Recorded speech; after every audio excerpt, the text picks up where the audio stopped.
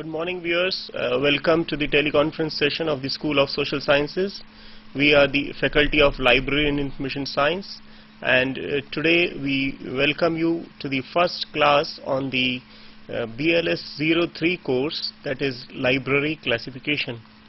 And we will be taking up a topic that is very important both from the point of view of theory as well as the practice, that is the BLS 03 and as the BLS 03P.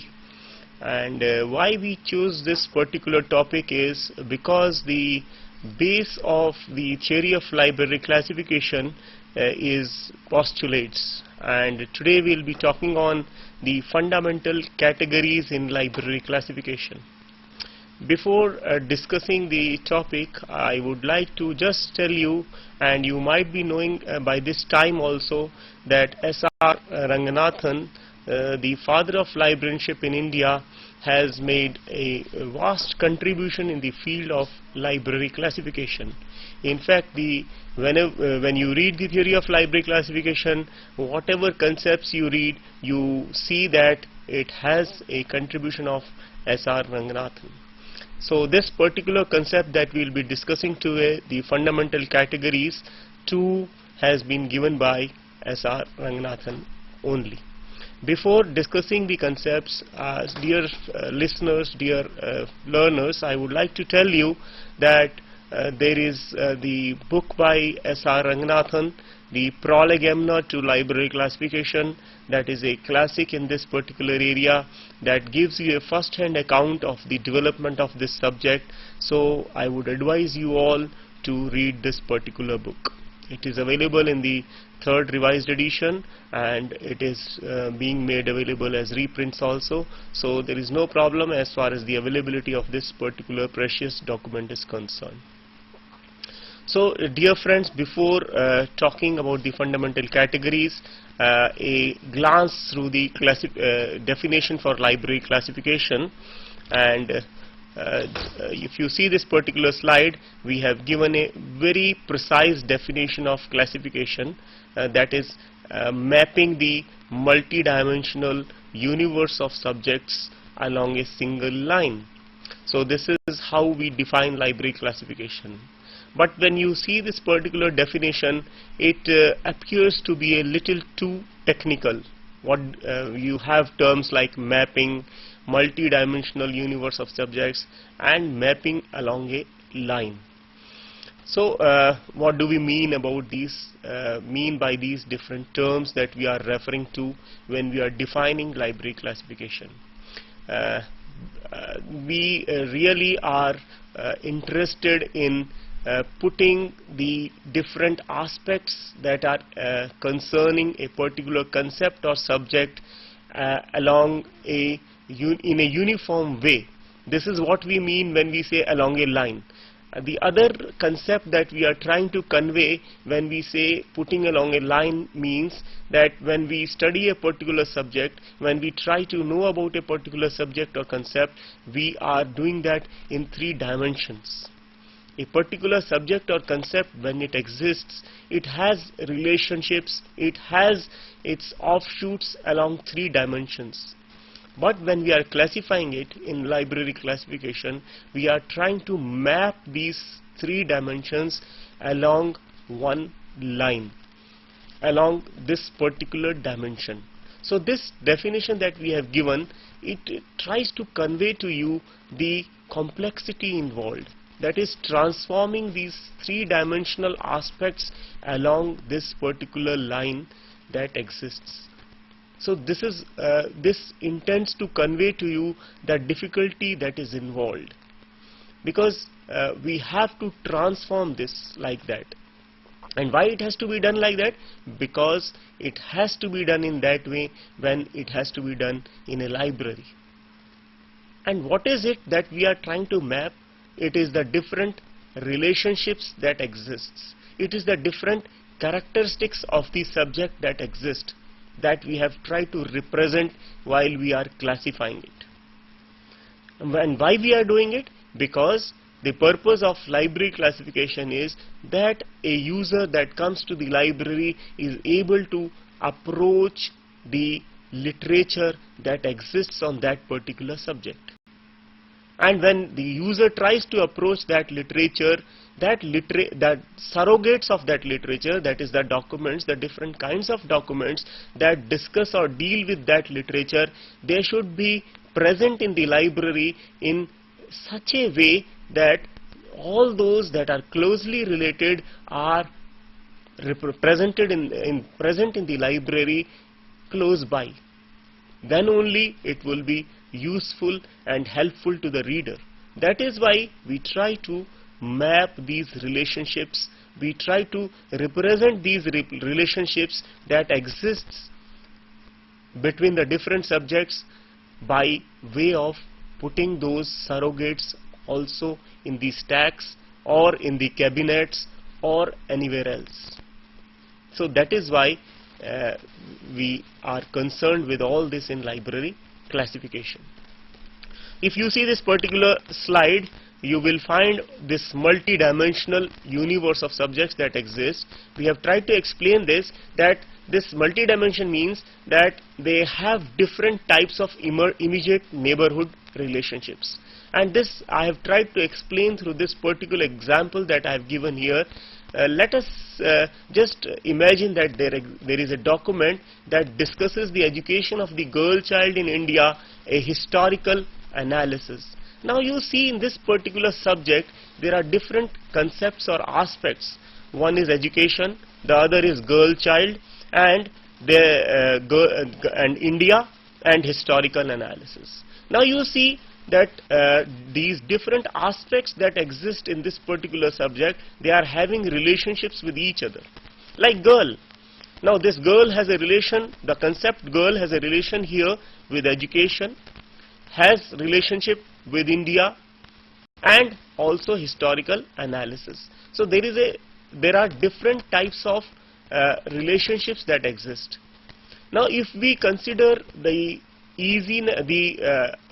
approach of the reader who comes to the library, and the reader is a person who is a student of education, we would feel that the best way to provide this particular document to that reader is to provide an approach through education, and education of a particular type of educand, that is the girl child, and it is limited to India only, and this document presents a historical analysis. So this example gives you an idea of the complexity that is involved when we are trying to classify a particular subject. Because see, in this subject the different dimensions are the girl child, the education of the girl child, and that too the girl child of India, and it presents a historical analysis of the education of girl child in India. So you find that there are different relationships that exist among the different ideas that are present in this particular document. So it is here that the difficulty lies for the classifier to decide, first of all, to see what are the different types of aspects or facets that are present in the subject, and what are the relationships that exist between these different facets, and also deciding which are the more important relations, or to decide what are the different removes of relation. Removes means a relationship of remove 1, remove 2 and remove 3. When we say remove 1, remove 2, remove 3, it implies that we are moving further away, or the relationship is getting weakened. When we say it is having a relationship of remove 1 and remove 2, that means the relationship of remove 2 is weaker compared to the relationship of remove 1. So when we are discussing this particular example, we thought that the relationship of the girl child and education is stronger than the relationship between girl child and India.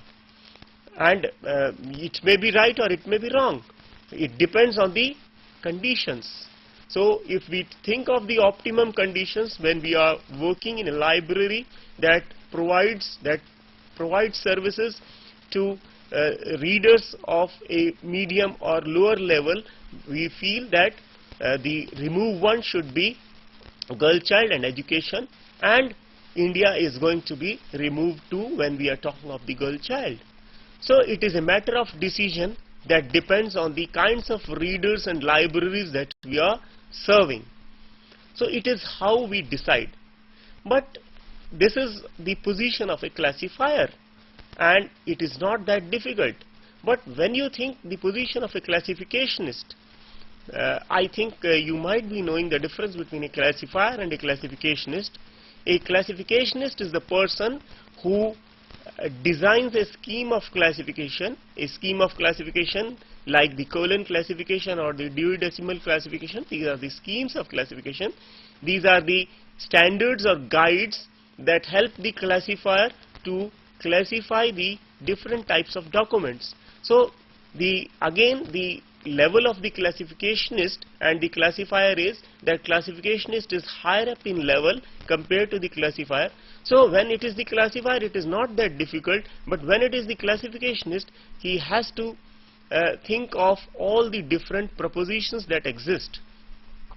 And again, when the classificationist is concerned, he also thinks in view of that whether this particular scheme or standard or the scheme of classification that he is designing, it is meant for medium or smaller libraries, or it is meant for specialized libraries. When it is meant for specialized libraries, we call them special schemes of classification, or the depth schedules that were given, the term given by Ranganathan.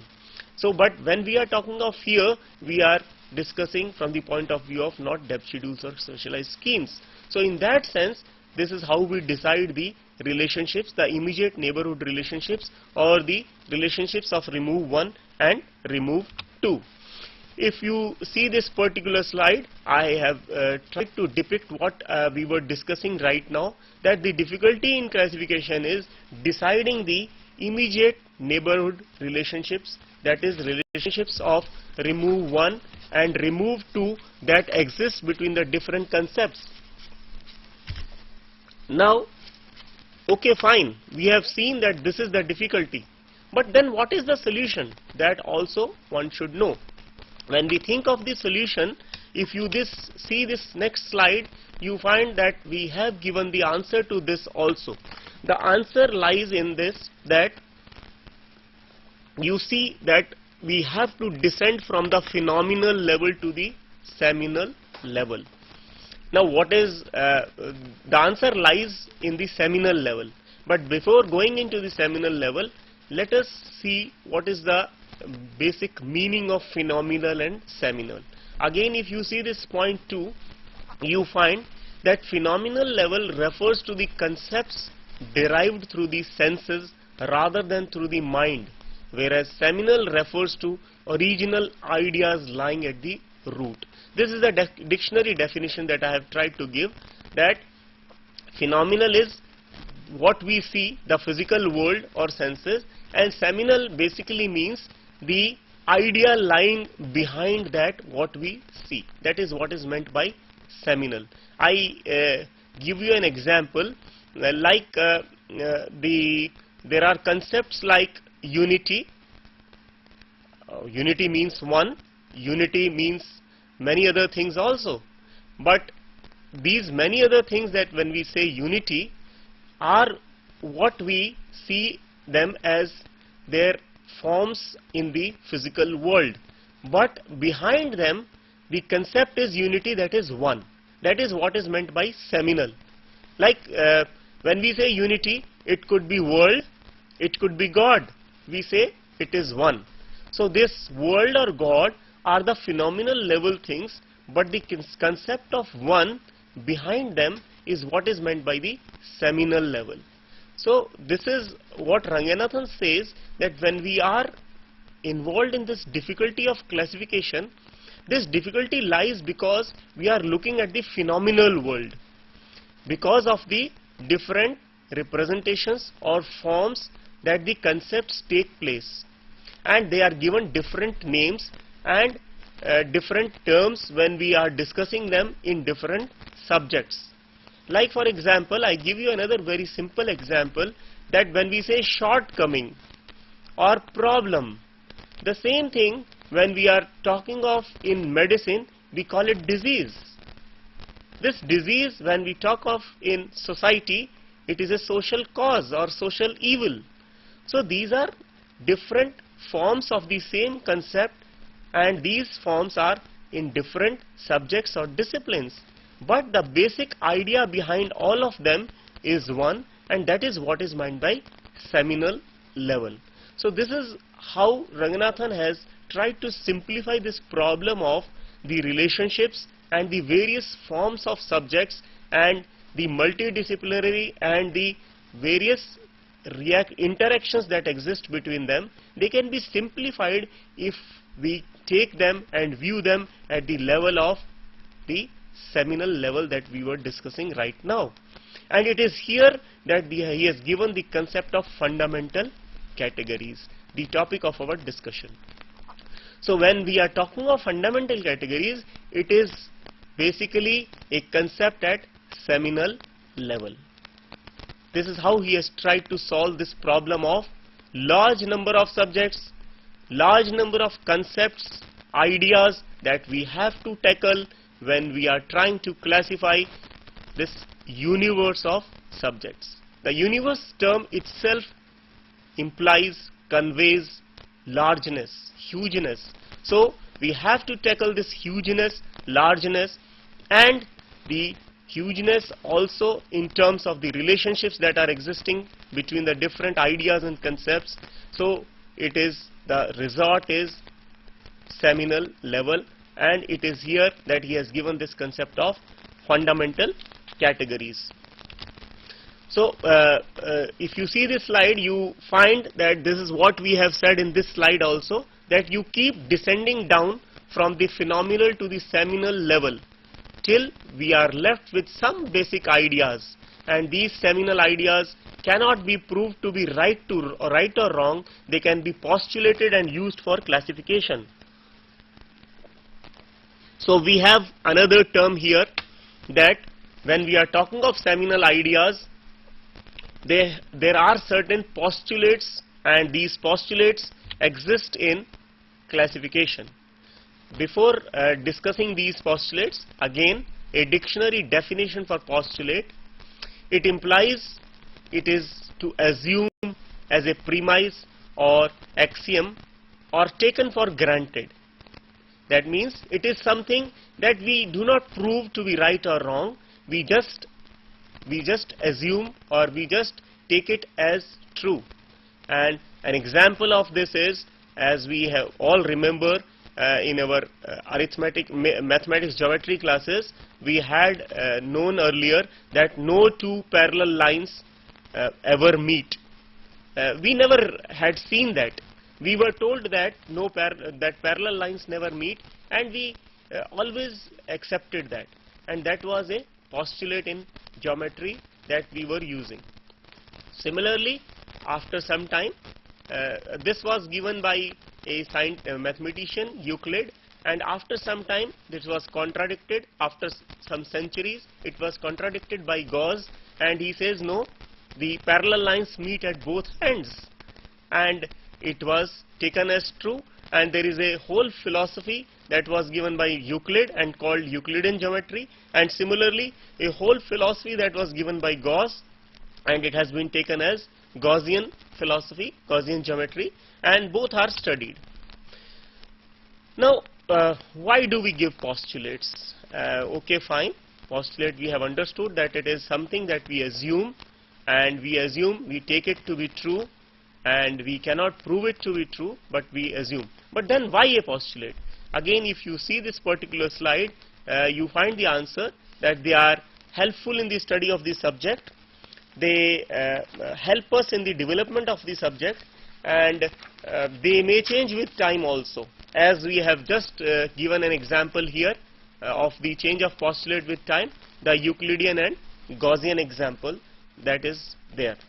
Now I would just try to give a definition of postulate.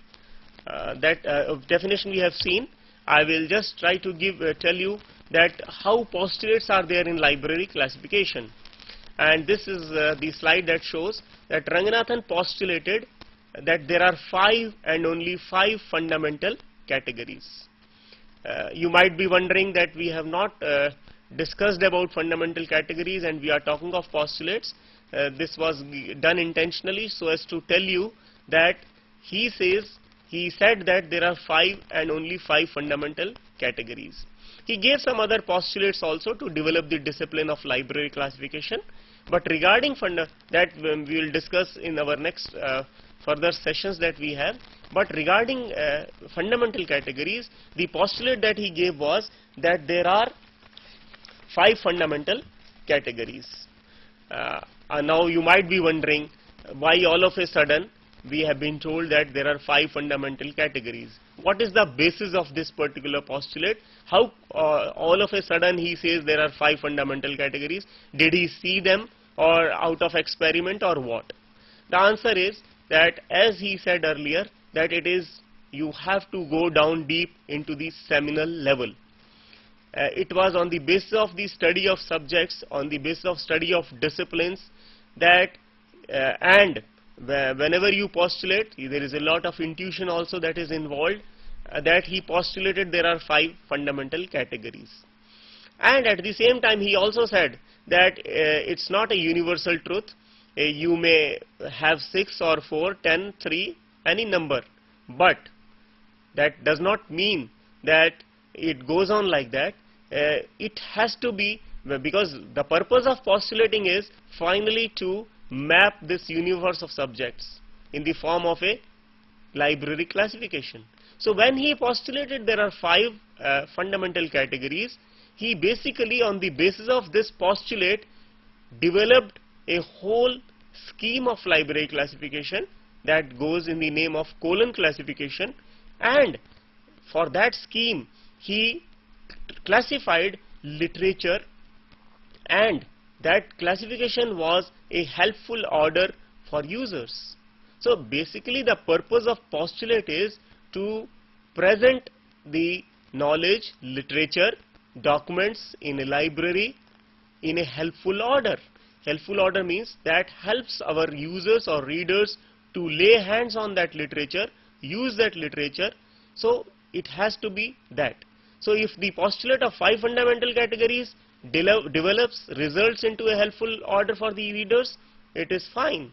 If it is if you have postulate 6, 3, 2, 10, any number of fundamental categories, and it helps our readers or users, it is okay. So it is this that we try to convey, that why 5 or any number of fundamental categories. And if you see this particular slide, you will understand.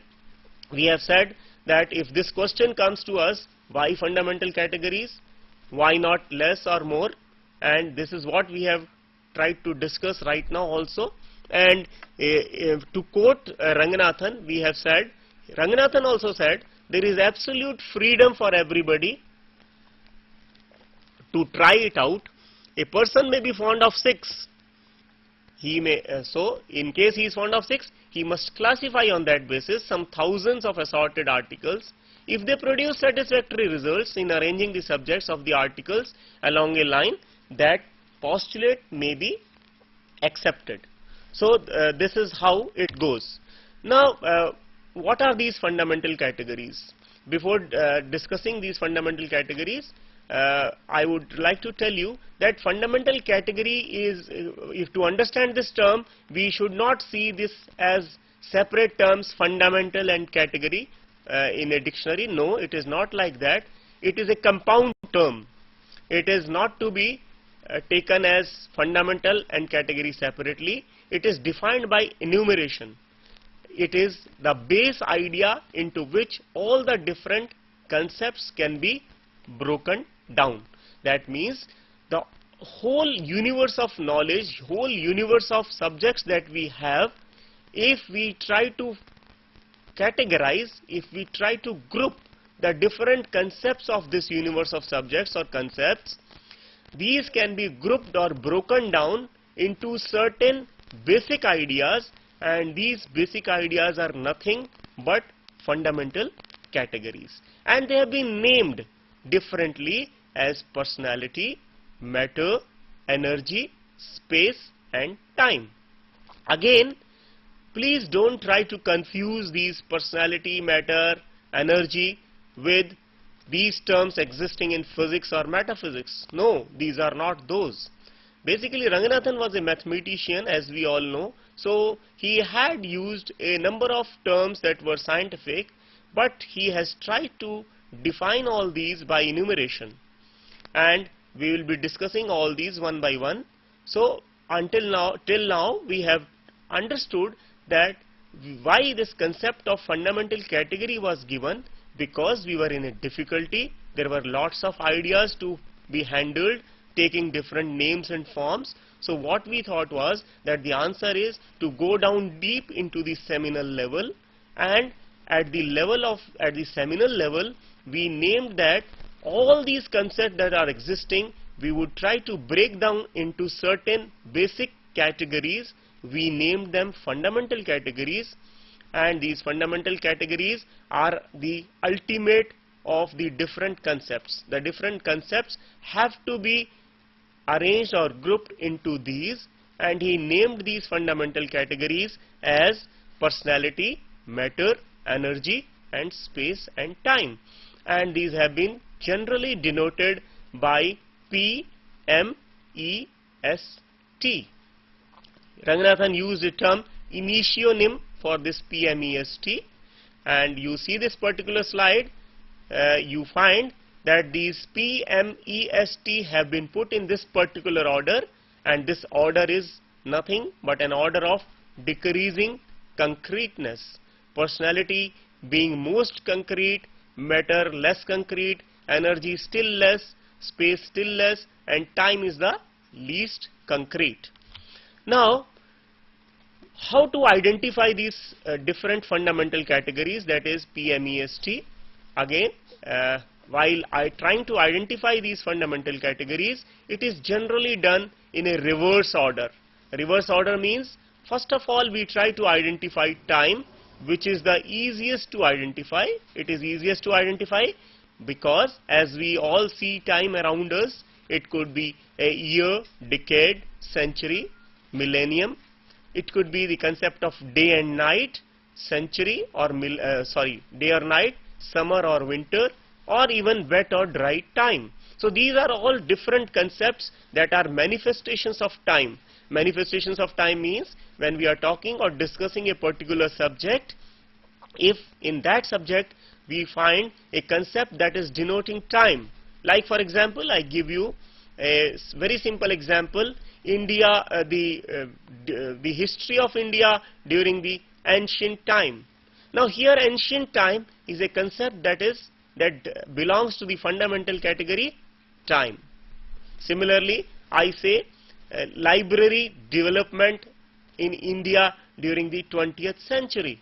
Now here this 20th century is a manifestation of the fundamental category time. So we denote these as fundamental category time and with a symbol T. Now while trying to identifying the different fundamental categories, next down the order is space, and if you see this particular slide, we have tried to define how space manifests itself. It manifests itself as political divisions, physiographic divisions, orientation divisions or population clusters. I have given examples here. The examples of political divisions, India or Delhi. The example of physiographic division, river Ganges or the mountains Himalayas. Similarly, the examples of orientation divisions, North India or South Korea, or population clusters, the Ambala city or Bombay, and these are all examples of population clusters. So right now we were discussing a particular example, the library development in India during the 20th century. Here there is a concept like India. This concept is a manifestation of the fundamental category space. Now coming down the order, the next fundamental category is energy. It is a little difficult to identify compared to the other two, time and space. Ranganathan has defined energy as it is a manifestation of action of one kind or the other. That means when we say one kind or the other, it could be an action that is taking place outside or within. So, and this action may be taking place between different entities. These entities could be animate, inanimate, these could be conceptual, these could be intellectual or even intuitive.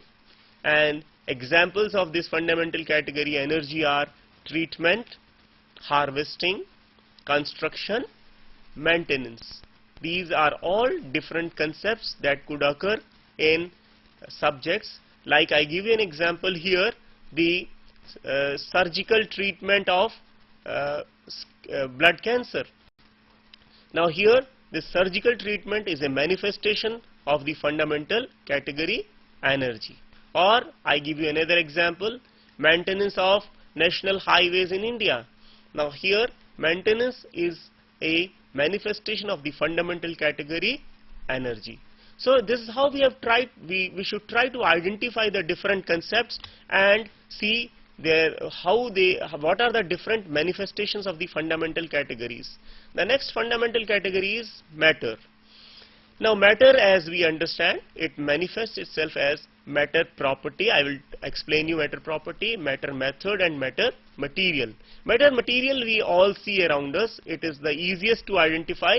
If you see the examples down there, the examples stone, glass are examples of matter material. Similarly, the matter property are the examples constitution, anatomy, morphology, disease, ecology. These are all examples of matter property. They are properties and they are properties of matter. Like example, it could be constitution of a particular animal or the constitution of a particular country also. So these are properties. Similarly, anatomy, morphology and disease. Whereas the volumetric and quantitative are examples of material method. These are terms from chemistry. We have, when we do analysis of different types of materials, we do volumetric analysis, quantitative analysis, semi-micro, micro-qualitative analysis. These are different types of analysis of material. These are different methods that are prevalent there, and when we try to classify them, we say they are manifestations of the fundamental category matter method. Now the last fundamental category that remains is called personality. It is also one of the most important fundamental categories, but why we are trying to identify it at the end is it is a little difficult to identify, and that is why it is identified by the method of residues. We mean to say that when we identify different fundamental categories that exist in a particular subject, we have identified time, space, energy, matter. We say whatever remains is personality. But that does not mean that we are just trying to put identified personality by trial. No, it's not that. Basically, personality is something which is the base of that discipline. Like you see medicine, the different parts of our body, these are the base of medicine, and therefore they are personality in medicine. Similarly, if you talk of botany, you see the different parts of the plant. These are all personality. When you talk of education, you are talking of different types of people whom we are educating. If it is a child, it is a middle level education for middle level students, it is a higher level education. So they are different types of educants and they are personality in education. In library science, different types of libraries that we are discussing, they are personality. So you find here the manifestations of personality: manuscript, a college library, cell, a brain in medicine, or poetry in literature. So these are all examples of personality. So this is how we try to define and identify different types of fundamental categories. Now these are, for this Ranganathan has given a scheme of classification that we find here as colon classification, and it is a type of classification that we name as freely faceted classification. In a freely faceted classification, the facets are not predetermined, nor is their order fixed. That means, as we have just now, we were trying to identify the different facets that exist, the personality, matter, energy, space and time. Besides that, there is a basic facet also, and that basic facet is nothing but the discipline to which we are attaching all these facets. They are identified and then they are put in a particular order, and this order is on the basis of the relationships that exist between them. Now these PMEST are put in a particular notation also, and these notation are, as I told you, PMEST, and when they are attached to the other facets, they have been assigned certain digits that are called connecting symbols. And if you see this particular slide, you find that the connecting symbol for P is personality is comma, for matter it is semicolon, for energy it is colon, for space it is dot, and for time it is inverted comma. I give you an example. Like for example, if you have a document that you have to classify, and this document is classification of manuscripts in university libraries in India in 1995, according to colon classification, it gets a notation 234 semicolon 12 colon 51 dot 44 apostrophe N5. I have put them in different colors to show you the different facets that exist in this. The first yellow color 2 is nothing but the basic facet here, that is library science. The next 3, 4 in green color is nothing but personality. The next 1, 2 is nothing but matter. It has a connecting symbol semicolon for this. Similarly, the next connecting symbol is colon, and the numbers succeeding this 5, 1 is nothing but classification energy. Then 4, 4 with a dot is nothing but space. And finally you find N9, 5, that is a manifestation of the fundamental category time, and this is what is 1995. So this is how we try to analyze a particular subject in terms of the different fundamental categories that have been shown, how to identify them, and this is how Ranganathan has given the concept of fundamental categories to be applied to a particular subject, to know how the different aspects in that subject can be put in a helpful order, in the order of immediate neighborhood relationships of remove 1, remove 2 and so on, and that results in a helpful order for the readers in a library, and this is how we apply it. I hope you understood what I tried to convey and what Ranganathan had conveyed to us in the form of fundamental categories, and this is how it goes, and I hope you found it useful. In case you have any queries, we are there to help you out. Thank you. Thanks a lot.